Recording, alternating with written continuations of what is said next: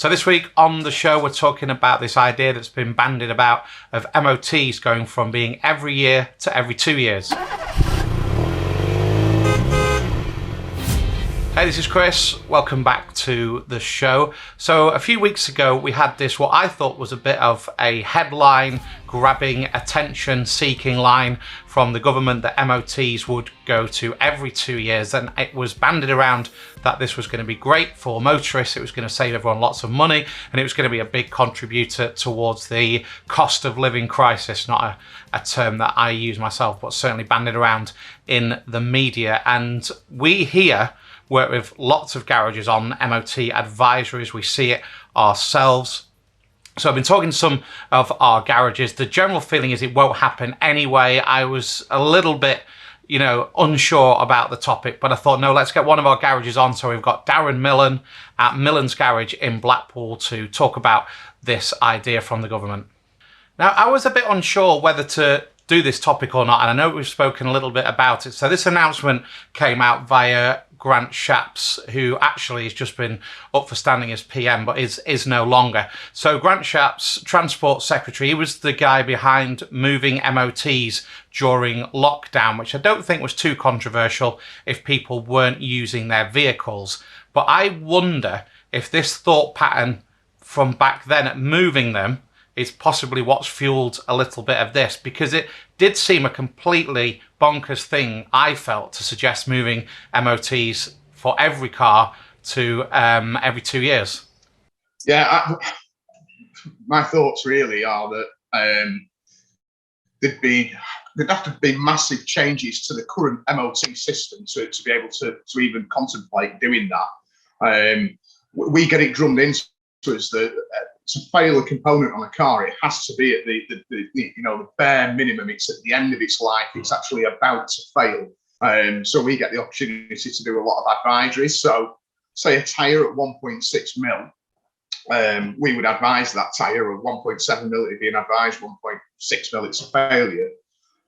We would see that car quite often returning 12 months later, not having that tyre changed, and it completely bald and void of tread, So, and other components as well. I think it would actually be quite dangerous. I think they would have to change too much and change the limits on the failure criteria, really. But to the amount of failures that we had on cars that were being used during lockdown that got that MOT extension, the failure rate went right up. Yeah, so we are predominantly working with independent garages, and I don't want to start bashing dealerships by any means. They play their part, but they also obviously do want to crush the aftermarket, if you will. They don't like the thoughts of their vehicles coming out into the independent market. And maybe when a BMW, Mercedes, Audi, I'll try and name lots of them, so it's not about just one of them, comes in for its MOT after 3 years and 4 years, maybe there aren't as many defects on those new cars, etc. And it obviously, depends on mileage. But generally speaking, the majority of cars on the road that had advisories on an MOT, as you've clearly stated, would not be legal within a matter of months. Yeah, that's right. And obviously, we're an independent MOT station. The average age of vehicle that we test is 10 or 11 years. So, we're doing some cars at 15 years old, we're doing some cars at 5 years old. But, I think the main dealers, maybe it's different. And if the cars have if they're on that 3-year service package and warranty, then obviously the way that a three-year-old car fails is totally different. But that doesn't represent the cars on the road. Obviously, we always talk about motorists getting hit the hardest as well. Petrol prices sky high. I personally can't see them coming down from where they are. I don't think they'll go up much more. I think we're hitting this £2 mark. Does this have an effect as well when people are coming in, drivers who are under so much pressure financially, that having advisories done, because as you say, they can legally take the car away. It's their responsibility to come back when that's actually illegal. Will we see during some of these challenges that people are pushed in the pocket and advisories wouldn't be done, which I think adds to the conversation about, extending them unnecessarily?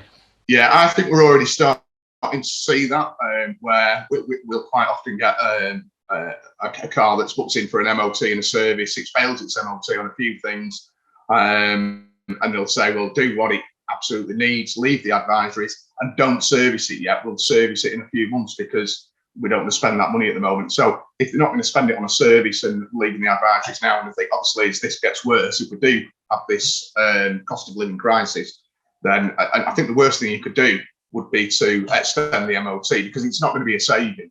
In fact, you're just going to end up with cars that are dangerous on the road because people are going to be reluctant to spend on them anyway. And they're going to have that 2-year window where they feel that they can leave it.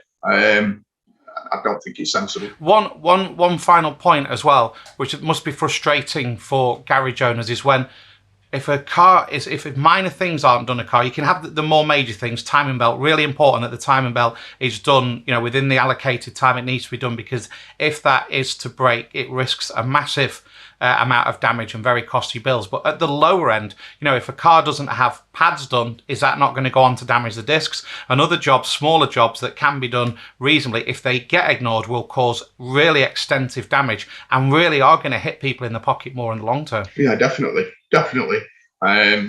Exactly right. You will see what could have been a relatively small job turn into something that's quite expensive 6 months down the line. But we're already seeing that anyway, and we have done for years, depending on the sort of person or the sort of customer that you're dealing with. Some people, I've got my kids in it, I want it right, I want it safe. Other people are just, just do the bare minimum. But like I say with that, if you've got a 2-year window to do that, I think it's dangerous. No, absolutely. And Darren, thank you so much for your time. Thank you so much for coming on the show this week. Thanks for your time, Chris.